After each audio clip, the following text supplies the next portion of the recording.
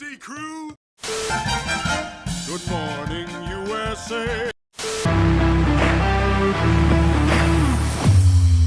Good morning, sports fans. Cam, welcome back to Good Morning Sports Fans. How are you? I'm doing great.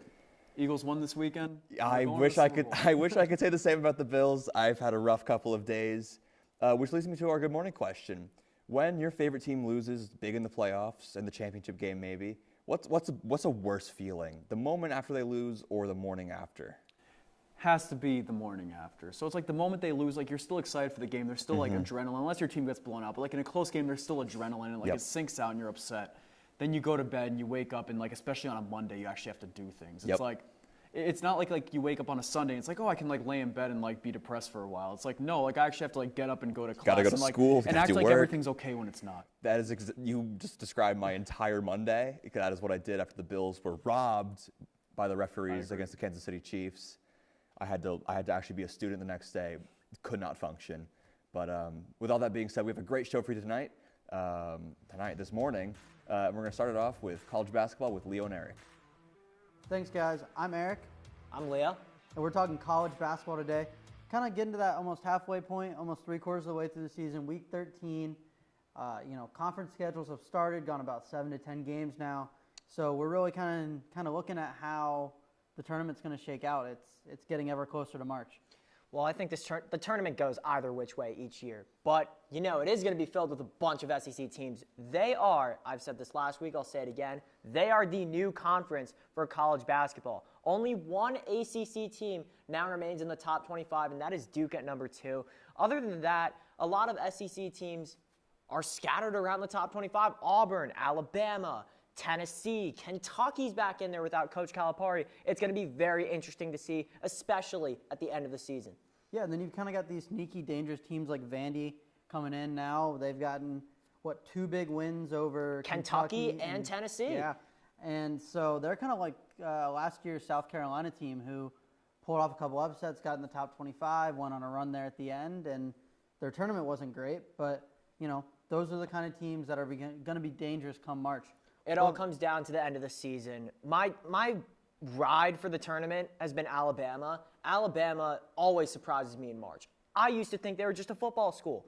I was wrong when Alabama played 3-on-5 with Colin Sexton and almost won. They are a tough team in March. Even though their schedule at the end of the season is going to be rough, they play Auburn 2 times, the number 1 team 2 times at the end of the season. I still think by the tournament, it's going to be a different story. Yeah, my pick is, a blue blood school that hasn't really gotten over the hump yet, but as of late, and that's Duke. They haven't let up despite their conference play. Even though the ACC's down, it's always tough. Everyone's always playing each other close. They have wins over Auburn and Kentucky. They have depth for the first time since I've watched the ACC. They have real depth, and it's not all freshmen. They've got upperclassmen. And they've been winning despite not having Malik Brown, who's one of their best defensive players. And with an easy schedule, only 1 ranked team remaining on their schedule, I think they've set themselves up to be fresh and to be on a pretty long win streak coming into the tournament.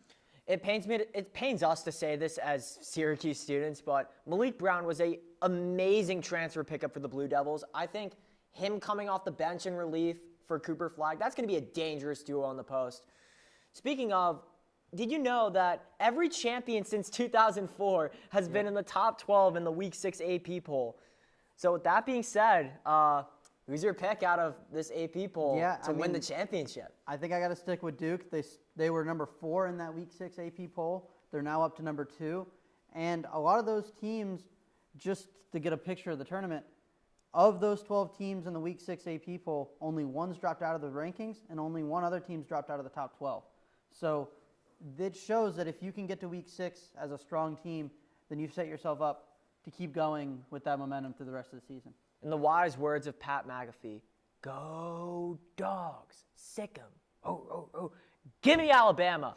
I think Alabama is definitely going to make a major run this year. Mark Sears, he surprised me last March. I think he's going to exceed my expectations again. Game of the weekend while we have time? Yeah, I think it's Tennessee-Florida, top 10 matchup. 2 teams that have some good wins. Florida's already beaten Tennessee, so Tennessee wants that revenge. and Tennessee now wants to be the underdog in this game and go win. And I think that's what happens. I'm going to have to stay with the SEC, Georgia, Alabama. Georgia's, even though they're unranked, they're 14-6, and I know somebody on the team, but I just think Georgia's very strong altogether. And going against Alabama, I'm going all red. I'm staying with the Tide. Okay, well, that's all we have. We're throwing it to Jason and Andrew talking NHL. I'm Jason, this is Andrew, and we're talking NHL. So recently, in the last few days, we saw a big trade go down. Specifically, the Carolina Hurricanes acquired Mikko Rantanen in a three-way trade with the Chicago Blackhawks and, of course, the Colorado Avalanche. Andrew, what are your thoughts on this trade? I think this is really going to boost Carolina's roster. I think they were a little didn't have enough talent, but getting Rantanen and Taylor Hall to pair alongside Sebastian Aho is going to be great for them. My main focus question to you is, what is Chicago doing here? Chicago signed Taylor Hall a couple off seasons ago for a lot of money. They're trading him for just a third-round pick, and they're retaining 50% of Rantanen's salary, and he's never even played a second for them. It just doesn't make sense to me. It really doesn't make sense either. I mean, this is a team that's clearly rebuilding. It is nowhere near making the playoffs, and they're way down in the Central Division, actually last in the Central Division. And there's just no point. You're trading Taylor Hall, who probably doesn't even fit the timeline of the team, so that might be a good thing. But paying Rantanen's salary is one of the most ridiculous things I've ever seen. Luckily, they have the room for it because this is such a young team without much talent on it. But I think it's a really poor move on Chicago's part.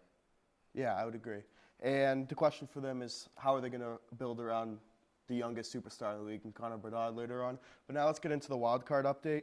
As over in the East, it is stacked on the wild card. Yeah. Explain. Yeah, so there's a lot of teams that are really crushed into one point. I mean, there's teams that are in a top three division spot that are very close to even getting sent down outside the playoffs, like the Ottawa Senators, who have really come out of nowhere, standing at 56 points, third in the Atlantic, and the Boston Bruins, also in the Atlantic, are tied with them. Even the Tampa Bay Lightning are coming up, and there's so many other teams. The Rangers are finding their rhythm now after a really poor start, and Columbus has been really good so far. Detroit is even in there. It's so competitive, and I think we could be seeing teams switch in and out day after day. Yeah, and I think the big thing for Ottawa is how hot they are despite not having their starting goaltender, Linus Ullmark. I think it's going to booster them when he gets back and healthy. We all know how great of a player he is, and that should certainly help them. But for teams like the Bruins, the young guys, Morgan Geekie has stepped up really well in this past couple months, and he has really bolstered a team that was kind of just in the middle of nowhere. After they fired Jim Montgomery, they were kind of just had no expectations, and maybe he can help lead them to a playoffs. But now over to the West, where it's a little more top-heavy. Winnipeg's sitting at 71 points. What about the wild card update there? Yeah, the wild card there, like you said, it's a lot less busy. We currently have the Colorado Avalanche. Obviously, they made that trade, but they're still sitting at 60 points in that first wild card spot. And the Calgary Flames sit at 55 points. And there's really not that much competition outside of that. Vancouver's 1 point out. Better than that, the next best team has 50 points, that being the St. Louis Blues. And there's just so many teams at the bottom. Yeah, and the thing that actually broke the news today about Vancouver is JT Miller and Peterson, their two best players, actually had a dispute today, and they're kind of separated the vibes in the locker room. And how's that going to work out when your two best players are arguing and fighting, and your team's dropping down from high expectations as they were one of the best teams in the West last year? That's going to hurt them. And then you have some teams like Utah who are only 6 points out, and they're very young, very surprising. And what are your thoughts? You think they can make it? I don't think Utah has any chance of making it, unfortunately. I know we want to see them make it, but they really don't have the goaltending, honestly. I mean, Connor Ingham's pretty bad, honestly, not really a good starter. And I think that, this team is still a little bit away, but I think the future is bright, and I think they can build something special there. All right. Thank you, guys. Now we're going to toss it to Teddy, Tommy, and Ellie with an NBA All-Star update. Welcome back, everybody. We're going to talk some NBA basketball. I am Tommy Rooney, joined by Teddy Caputo and Ellie Gelman. And we're going to talk about the All-Star Game. It's coming up soon. It's a brand new format. Everybody's very excited for it. So, Teddy, who's your biggest snub of the All-Star Game starters? Ooh, honestly, I'm going to have to go with Victor Wembanyama. He's having a great season, averaging a double-double with roughly 24 points, 10 rebounds a game, and he's averaging roughly 4 blocks a game. That's 1.5 more than the second leading black artist in the league, Walker Kessler. He's probably the unanimous favorite right now for Defensive Player of the Year. I know it's kind of tough when you got KD and LeBron in front of you. However, LeBron is not going to be voted out for his 21st start in a row in the All-Star game. Kevin Durant, though, his team's not doing as well. They're in the playoff hunt, but he's not having, in my opinion, like he's doing well, but I think Wemby's doing a little better in terms of he's a younger guy. He has that chance to get in the starting lineup. Defensively, he's outperforming Kevin Durant. But again, he's in the Rising Stars Challenge. That might have been an influence. So I would say Victor Wembanyama for me. I agree with you. I think that he was a snub, and I think that it's kind of getting to that, like, they're transitioning from the old guard to the new guard with LeBron, Curry, and KD. Like, another guy that I'm going to bring up who I think was the biggest snub is Ant. Ant's averaging a career high 24 points a game, 6 rebounds, 4 assists. The problem, though, is that the Wolves suck, and that's mainly due to them trading Cat. Julius Randle isn't necessarily as good as Cat. I don't know why they made that trade, and they were in the Western Conference Finals last year. Right now, they're 7th in the West, so that's not good. Ant is still hooping, though, and I think he should have been an all-star starter. I'm going to stay with the young trend here, and I'm going to go with a young point guard out of Charlotte, LaMelo Ball. He is 4th in the NBA in scoring with 29 points per game, and he averages more rebounds and more assists than the starting guards for the East in Donovan Mitchell and Jalen Brunson. He received the most fan votes among guards in the Eastern Conference and the 3rd most among the players. His pitfall, though, was that he was 7th in media voting, and I think that was due to the poor performance from the Hornets this season. They're almost last in the Eastern Conference with a record of 12-31. That shows you how much team success really factors into starter decisions. But I really think LaMelo Ball should have been starting guard for the Eastern Conference. So, Ted, who was your most surprising person who did get picked for the starters in the All-Star game? Yeah, and just going off of Ellie's point about team success, my biggest surprise was Steph Curry. Now, we love Steph Curry. He's one of the greatest of all time, but he's having a little bit of a lackluster year since he won his first championship with the Warriors, with the exception of the year he was out for the whole year in 2019-2020. But when you would mention Anthony Edwards earlier, Anthony Edwards is really carrying the Wolves this year. He's really the reason they're in the running. He's averaging 4 more points a game. He's made 30 more threes than Steph Curry, and he's played in 9 more games. So he's had a greater resume this year, which I think makes him more deserving to get that starting role. So as great as Steph Curry is, I think he should have made the All-Star game. I'm surprised that he's starting over Ant. I'm going to agree with you. I think Steph Curry was the biggest surprise as well. This is the least amount of points that he's averaged in a season since 2011, which is damn near 15 years ago.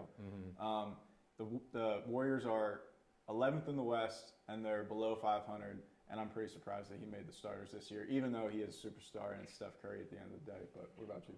Clean sweep here. I'm also going to go Curry, but a little bit more specific. I'm going to go Curry, LeBron, and Durant. Are all three of them are starting in the All-Star game. It's the first time that we've had 3 All-Star starters in the same conference 35 years or older. Wow. And I think that LeBron has had an amazing season, 40 years old, and the Lakers are a top 5 seed in the West. But Curry and Durant statistically have been solid, but their teams have been really, really poor. And I think that maybe they should have gone with a younger player like Victor Wembanyama to take over Kevin Durant or Steph Curry's spot. But hopefully, as the year goes on, we'll see some more young guys take over these all-star spots. Well, it's going to be a fun one, exciting, new format, so it should be exciting to watch. Thanks for joining us, and we're going to send it to Mac and Cam with the NFL head coaching hires. Thank you, guys. I'm here with Mac. I'm Cameron. And we're talking about the coaching carousel in the NFL. Mac, what have you thought so far? All right, so obviously we got to start this off with what was seen as the most coveted hire in head coaching this year. Ben Johnson, the offensive coordinator for the Detroit Lions this past season, is going to the rival Chicago Bears. And in the last 2 weeks, he was one of the most beloved people in Detroit, and now he's one of the most hated. Oof. I feel bad for Detroit fans. And again, it really looked like he might be like a really big Detroit guy. He stayed another year when he was expected to leave last year. Yeah. My question is, after hearing his press conference, he seems to love the city of Chicago a lot. Yeah. Could he have stayed in Detroit knowing that Coach Eberflus was going to be there another year?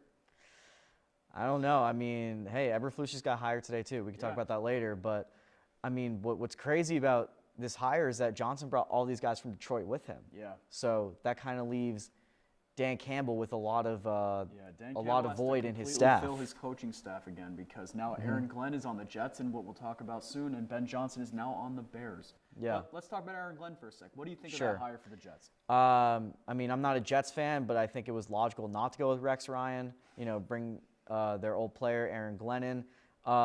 Aaron Glenn was on the Lions as the defensive coordinator, and I just think that it's interesting they went defense again for head coach. Obviously, they had Robert Saleh before. Rex Ryan was a defensive coach before being the head coach. Todd Bowles. And I'm wondering at what point do they go with more offensive mind for head coach? I think Aaron Glenn's going to do a great job there, but the way it seems like they've kept having like 7 and 10 seasons, except for this year they just had 5. But like it's really tough. It's like a 15-year-old making these coaching decisions and these players. I mean, you know, Woody Johnson I think is, you know, other than maybe John Mara, one of the worst owners in the NFL. So it's not surprised they made the decision. But I think Aaron Glenn's he's gonna really ignite this team if he has the quarterback. And someone else can discuss that. But you know, I was hoping they'd hire Sexy Rexy more for the memes, just because like Rex Ryan's hilarious. I mean, nice to see him back in the NFL. I mean, I like Aaron waking Glenn, up. He was the right hire, though. I agree. I like waking up at 10 a.m. and Rex Ryan screaming in my face when I watch TV.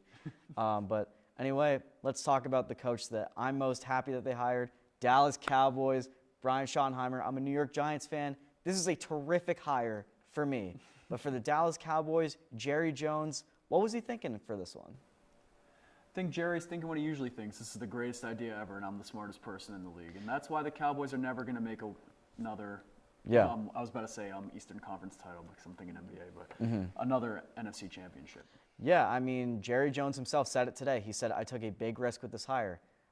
Yes, very much so. I'm really curious what exactly happened with those talks with Mike McCarthy. I didn't know and why they declined to let him speak to Chicago at first. Yeah, it was really weird. But Jerry's known for like these vindictive-ish moves, you know what I'm saying? It's like, and then also you had questions if Coach Prime was going to be the new Cowboys coach. See, like, I don't know if that would have been a great move either, considering Coach Prime would presumably want to coach his son in the NFL, right? And have the Cowboys chair up to pick 1 or 2. It's also Coach Prime strikes me as someone who'd want to make Shadur the number 1 pick also. I know, but I think with Coach Prime, you get a lot of these headlines and you get a lot of this like fanfare that I think that Jerry Jones would like be all for in my mind, but so much media, so much more attention. Yeah, but I mean, Coach Prime says that he will have control of where Shedeur Sanders goes, so we'll see. Tennessee, New York, Cleveland, we're looking at you. Yeah. Let's talk about. How about the Saints having an open spot? They've interviewed Kellen Moore a bunch. Who else do you think could be in line to this? So Mike Kafka, the offense coordinator for the Giants, had his second interview this week. Yeah. Cliff Kingsbury officially announced he's staying in Washington for another season. I think that's smart. I think that Washington is going to be a juggernaut in the NFC next year, and I think that if they keep building, and they're going to make a big run next year. He's playing the Ben Johnson cards. Yeah. So let's finish off with the Jaguars. Right. Hiring Liam Cohen. Duval. Is that your only answer to that? I just think that, again, we talk about like bad management for a team. They let this thing go too far, and they almost let Liam Cohen walk out the door, and it took firing Trent Baalke to get Liam Cohen back in to do this. I'm curious what the guy who got Mike Evans all these 1,000-yard receiving years can do with Trevor Lawrence and some of the guys down there, but I have to see it to believe it. I think that could be another 5 to 12-year loading, but I don't know. Yeah. So I'm going to finish off by saying one of the more surprising coaching firings that led to one of the least surprising coaching hirings. So them the Patriots firing Gerard Mayo was surprising because they kind of set him up as the future of the franchise. Coach. But after that, it's like obvious. They're going for Vrabel, and they got Vrabel. So yeah, two former players. I mean, I think the Vrabel hire makes sense, but we'll see how they do. Yeah. And thank you. We're going to send it to Jake, Joel, and Ryan covering the Super Bowl. Hello, everyone. Welcome back to Good Morning Sports Fans. I'm Ryan Froke alongside Jake Bowen, Joel Polaczyk, talking about the biggest NFL story. You know, Drake May just made the Pro Bowl, but we're not, unfortunately, talking about that. The Super Bowl is coming up in 2 Sundays. Kansas City Chiefs and Philadelphia Eagles, a rematch from Super Bowl 57, I believe, from 2 years ago. Should be a fun one that we've seen before, but a little bit different this time around, Joel. What does Philly bring to the table this time around? You know, I just think they're a complete team, Ryan. Roseman has done such a great job in the draft and free agency. And on the offensive side, getting to what they have on the table, I have 2 words. Saquon Barkley, arguably the best player in the world, running behind one of the top offensive lines in the NFL. He's just putting together a historic year. I mean, we've seen it unfold. And I think the offense is so hard to stop because you combine the stout run game with the dual threat ability of Jalen Hurts, and I just think it's too much to handle for a lot of teams. And defensively, I think they've really tightened up since that 2-2 start. You know, they won 12 out of their last 13. You got the rookie corners, DeJean Mitchell stepping up, and of course, Defensive Player of the Year finalist, linebacker Zach Bond. I mean, he's just playing at an elite level of football right now. Zach Bond, he's the guy that's going to be guarding Travis Kelce. They didn't really have anyone 2 years ago. Is Chauncey Gardner-Johnson, a skinny safety, to say the least. But listen, you mentioned Saquon Barkley. That takes a huge burden off of Jalen Hurts. In the Super Bowl, he had 70. He led the Eagles in rushing yards with 70 yards and 3 touchdowns. The fact that you give it to Saquon Barkley and really focus on making good decisions through the air, that's something that Jalen Hurts is really going to have to do. And if he can hold on to the football and make smart decisions, we saw last year a fumble in that game led to a scoop and score by Nick Bolton. They're going to come out with this W. Yeah, absolutely. I like that you guys mentioned the defense, and I like that you mentioned the Super Bowl 2 years ago where Hurts had 70 rushing yards, led the team. That year, their rushing attack was such a huge part of their offense, and it kind of got stifled by the Chiefs. Do you think that happens again, Joel? You know, that's tough. I don't think it happens again. You look at that game, he had 70 of the 115 rush yards. I think even if it's like that again, they get a lot because I think there's just too much, like I said, to handle. I mean, you take away Barkley, then the pass game's open, then you have Hurts on a run, maybe a draw. I just think there's too much going on for the Chiefs' defense this year with the addition of Saquon. Yeah, Saquon's such a dynamic player. He makes their offense so lethal. Jake, do you think Hurts has it in him now with Saquon in the fold? It takes a little bit of pressure off him. He obviously performed great in that Super Bowl. Was probably better than Mahomes, even though Mahomes ended up winning MVP, of course. But he looked like the best quarterback in that game, ended up losing. Do you think he has it in to put on, with a little bit less load on him this time around, do you think he has it in to put on a Super Bowl MVP caliber performance? I think he does. I mean, I think somebody to point out is these Chiefs linebackers. What are you going to do? You're going to have to play close to the line of scrimmage to help out with the run game, and then Jalen Hurts is going to throw over top of you. And if you play too far back, Saquon's going to run for 200 yards. That is, like, it's so good for Jalen Hurts, and that's such, like, to have that option to give it to the best running back in the NFL or throw it to the top receivers in the NFL. He has a clean slate, and I would say, like, one of the most easiest opportunities to win a Super Bowl. He has to win it this year. Absolutely. And Joel, you touched on the defense. Vic Fangio turning that defense that was a disaster last season. They were phenomenal under Jonathan Gannon in the year they made the Super Bowl. Vic Fangio's turned it around after the disastrous defensive performance last year. We'll see what they can do against a Chiefs offense that's going to come in with the best quarterback in the sport since Tom Brady. Jake, what does Kansas City bring to the table? Looking for that three-peat. Obviously, we know they can win on this stage. Do you think that they're going to? Well, listen, the Kansas City Chiefs, all they do is win games. I don't know how, I don't know why, but they have 16 straight one-possession games, and they have Patrick Mahomes, the best player in the NFL. I mean, he is 17-3 in playoff games. He's just so good for this Chiefs team, and you could put anybody out there. Receiver, Kelce, 19 yards only in that AFC title game. He's good. He just is just going to get the job done. He's just been his best. He hasn't been his best this season, and, you know, neither in the playoffs, but whoever's around him, Mahomes just makes everyone better. Yeah. Joel, what kind of problems does Kansas City pose for Philadelphia? I mean, there's not much to say about the Chiefs that hasn't already been said. Patrick Mahomes, obviously, he's proved time and time again he can win in crunch time and time again. In terms of problems, I think the offensive line will be a challenge. It could be. You know, you have the great, ferocious defensive line of Philly, Jalen Carter, Jordan Davis, but you've got Creed, Humphrey, Joe Tooney. You got a great offensive line guarding Patrick Mahomes, and I'm really curious to see how the trench battle works out. Yeah, I'm really interested to see if the Chiefs can be turned into a one-dimensional offense, if they can force Mahomes to throw the ball. Because Chiefs have just kind of been, as you mentioned, Jake, they've won a lot of one-possession games. I don't think it's going to be that simple against Philly. I think they're going to have to go up by 2 scores. And Philly, with such a dynamic offense, probably the best defense in football this season as well. We'll see what they can do. All right, we're coming down to the wire. Prediction time. Joel, who you got? Like we were saying, I think it could come down to the trenches and also third down efficiency. The Chiefs are spectacular offensively on third down and not so good on defense, actually, if you look at the stat sheet. So I'm going to go with the Philadelphia Eagles, 31-27.